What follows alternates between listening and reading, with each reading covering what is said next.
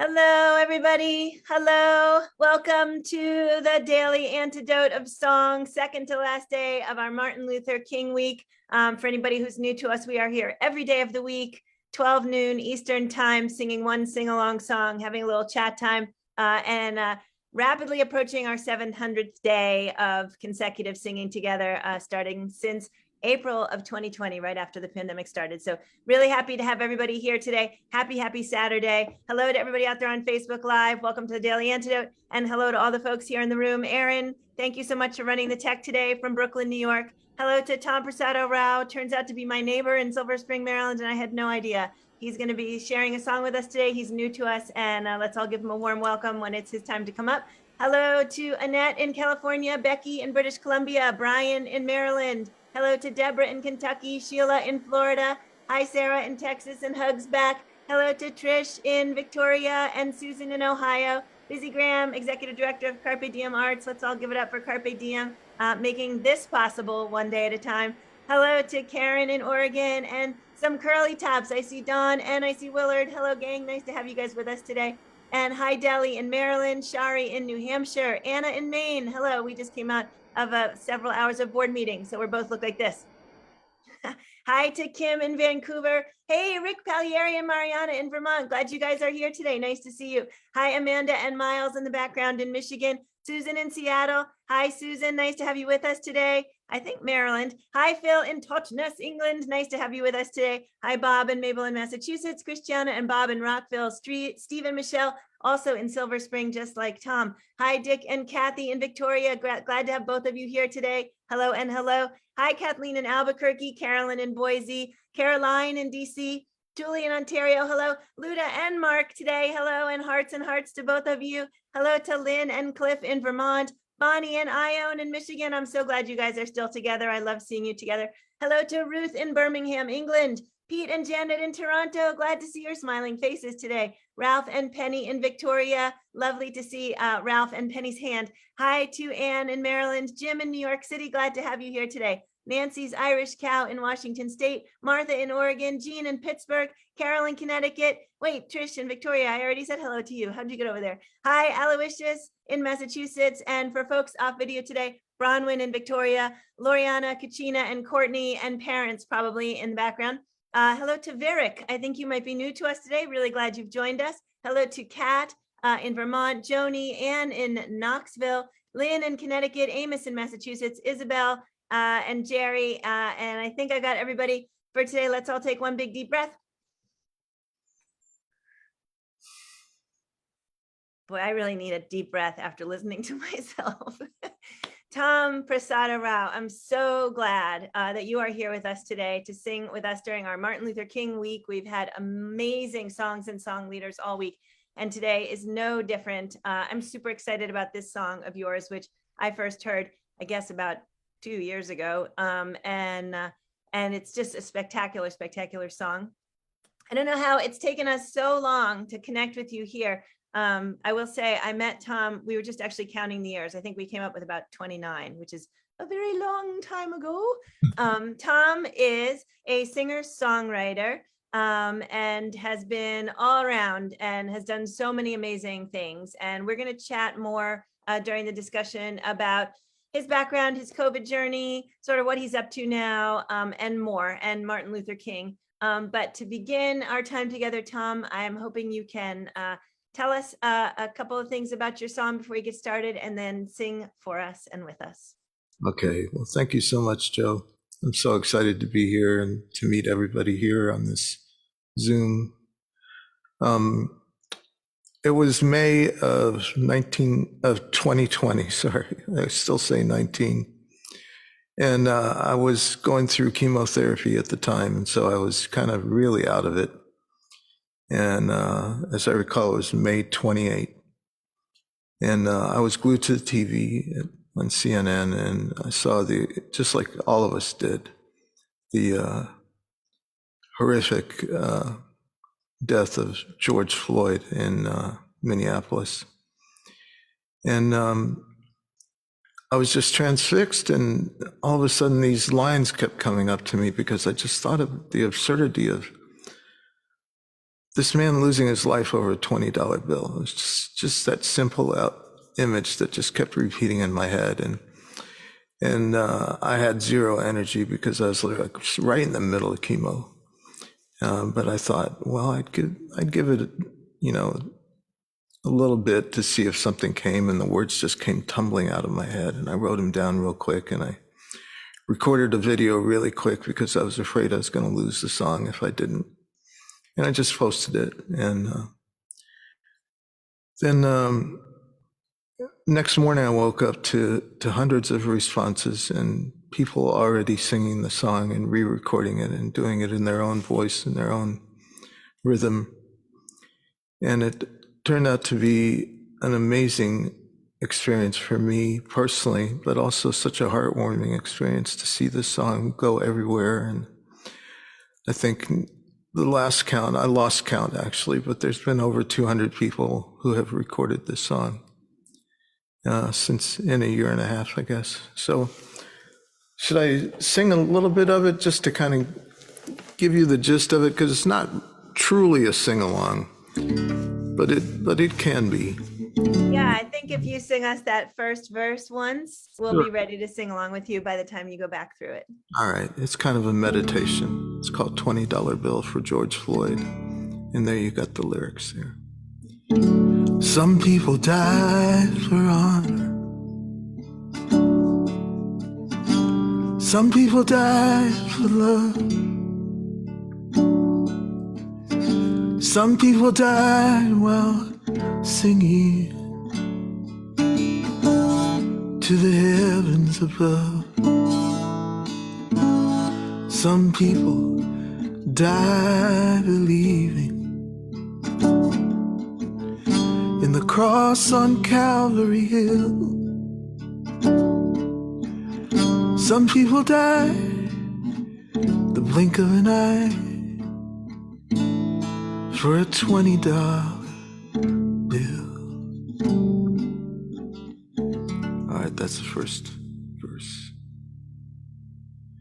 Beautiful. Does everybody feel like we've got it? Can we sing along with Tom if he goes through? Okay, Tom, I think we're ready for you. All right, just make up your own thing. I'll hear you through the ether, through the cosmos somehow. Here we go.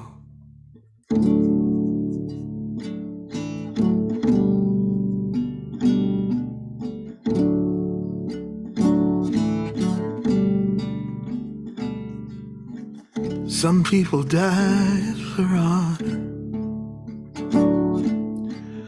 Some people died for love.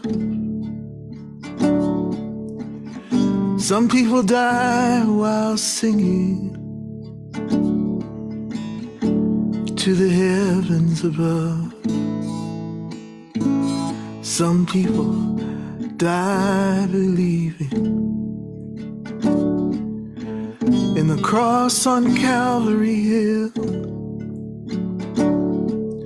And some people die in the blink of an eye for a $20 bill. Some people go out in glory, yeah, with the wind at their back. Some get to tell their own story, write their own epitaph. Sometimes you see it coming, sometimes you don't know until you run out of breath with a knee on your neck for a $20 bill. All right, sing harmony with me here. Oh, brother, I never knew you.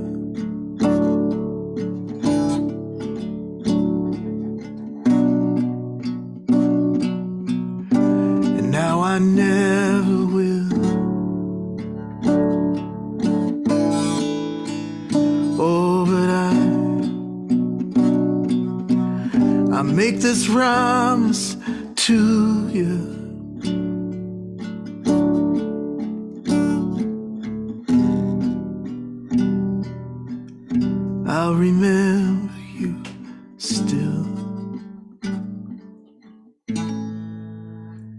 Take, eat. This is the body. It's time to break the bread. Do this in remembrance, just like the good book said.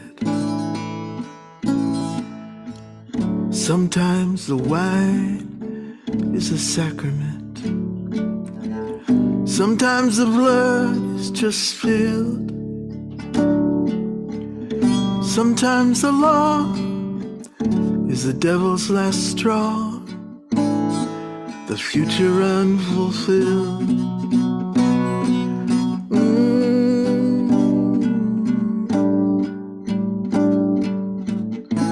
Like the dream they killed.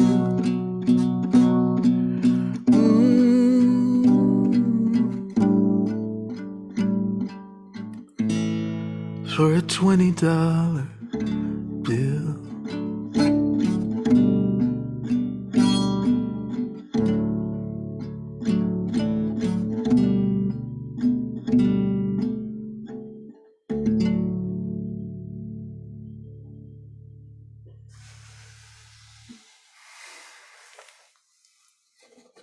Tom, thank you so much for bringing that to us. How about if we all just take a moment?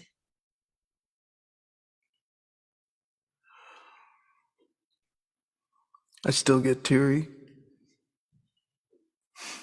Yeah, I saw a lot of tears happening in this room, and it really brings back the rawness of, it was such a time, just that on its own would have been so devastating and so upheavaling, which I know isn't a word, but for it to happen sort of a month into the pandemic or so, when we were already all upheavaled, I think its impact and its power, there was a rawness there that I think we all still need to visit routinely, so that we don't let go of how much awareness it triggered in us as a culture and as individuals. And Tom, tell us a little bit about sort of you at that time, how you were feeling in general, and your overall response to where we were. Well, my personal journey was a cancer journey. I had stage 4 cancer and almost died a few months earlier. And so I was grateful to be alive. And, but at the same time, the world was falling apart. We all remember how it felt like nobody knew what was coming. And then in the middle of it, you get this horrific occurrence in the murder of George Floyd. And it just felt like the end of the world to me. That's how it felt. It was just an utter disbelief. I think, we started in here singing about a month before, I guess 6 weeks before he died. And there was already a significant amount of what I would describe now in hindsight, anti-racist tendency in this room, in our singing and in our actions. But boy, did it feel like it really brought something to the forefront. Certainly for me as an individual, I felt as though many folks in the community expressed that at the time. We spent basically that week after George Floyd was murdered, talking about it, singing about it, and oftentimes sitting in silence and in shock. I remember it's not that long ago. We took 8 minutes and 46 seconds, I think it was, moments of silence in this room. And the agony of that length of time just to sit and a combination of imagine, reflect, and journey. And yeah, it's still raw, isn't it? I mean, yeah, it is. I remember during the funeral, just sitting there in silence, watching the screen for those 8 minutes and some odd seconds, and just feeling overcome, like I could barely stand up. I imagine the challenge of being in your own potentially raw place, in your cancer journey, this combination of being grateful to be alive and horrified by what is happening in our nation. And, we've been through it multiple times as a nation in this past 2 years, just constant. I thought about it when Ruth Bader Ginsburg died, like how someone could have fought their whole life for justice, for, we talk about the thing we want to see, which is this sort of progress, right? And then for things to just go kaplooey in a way that's hard to say, like, well, this is clearly going to rise us up out of the ashes again, or like, yeah, challenging. So to be in a particularly painful place, or challenging place as an individual must have been so hard. Can you tell us a little bit more about, your last few years of your life? And can we talk also about sort of how that reflects back to Martin Luther King and that sense of seeking the hope and bringing the strength and taking the constant or ongoing hits? Yeah, Tom, anything? Constant, ongoing, those are good words. I think sometimes we just live in the moment without a historical context, and to me, at various points over the last several years, it's felt like the evil empire won, and it's just like this overwhelming sense of hopelessness sometimes. But this morning, I woke up and did a little meditation on Thich Nhat Hanh and about peace being every step. And I think about what it must have felt like to actually be. I was alive during the 60s and during the civil rights era, but I was young and I was unaware. But I'm sure it felt exactly the same or even more horrifying than it does now. But the darkness shall not overcome the light. The light shines in the darkness, and the darkness has not overcome it, and it won't ever overcome it. And that's the thing that I am thinking about this morning, as far as Thich Nhat Hanh, as far as Martin Luther King and the journey that they took. And it wasn't always an easy one, but it was a beautiful one, and it's a path that we can follow. And it's a path that leads to peace, and it's a path that leads to quieting those dark voices in our heads, or at least mine. So that's how I feel. Thank you so much. And, this has been a quieter daily, and I am actually going to suggest that we go ahead and just take a minute of silence and reflect on Tom's song, on Thich Nhat Hanh, on Martin Luther King, on George Floyd, and on the power of hope and the power of being together. So if it's okay with everyone, let's just go ahead and take a minute.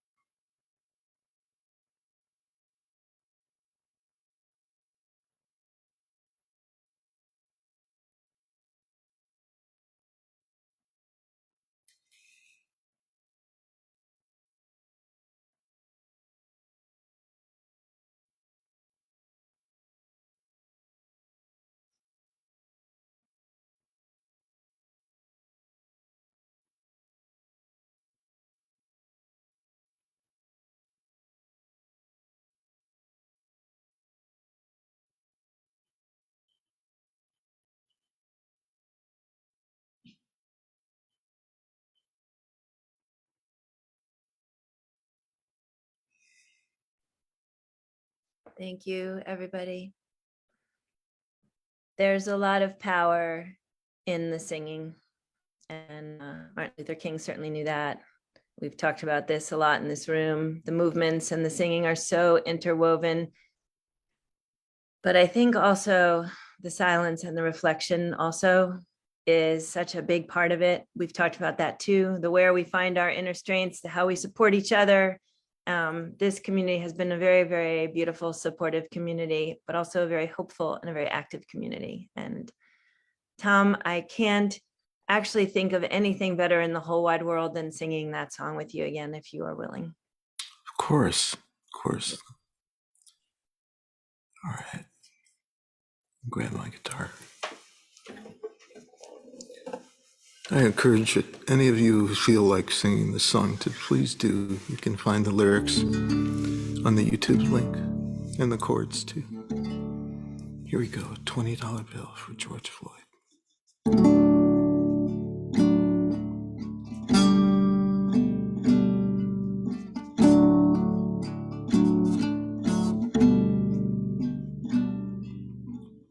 Some people die for honor. Some people die for love. Some people die while singing to the heavens above. Some people die believing in the cross on Calvary Hill.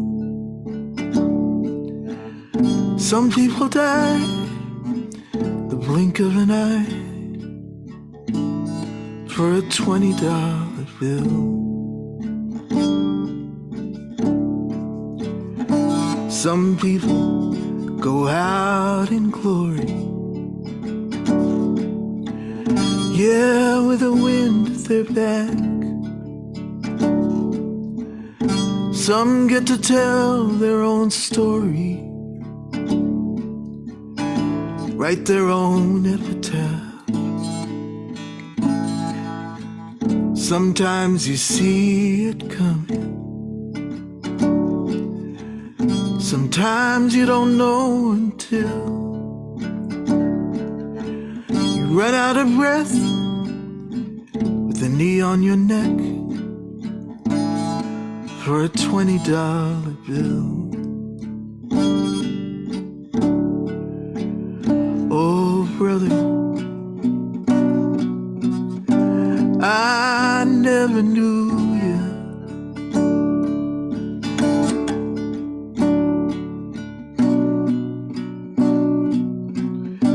Now I never will. Oh, but I make this promise to you.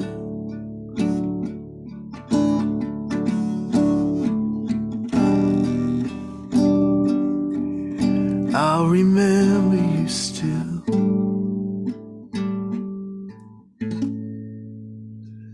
Take, eat. This is the body. It's time to break the bread. Do this in remembrance, just like the good book said. Sometimes the wine is a sacrament. Sometimes the blood is just filled. Sometimes the law is the devil's last straw, the future unfulfilled.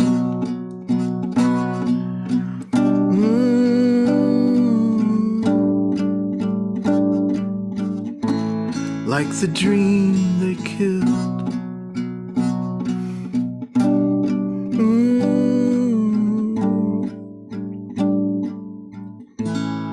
For a $20 bill.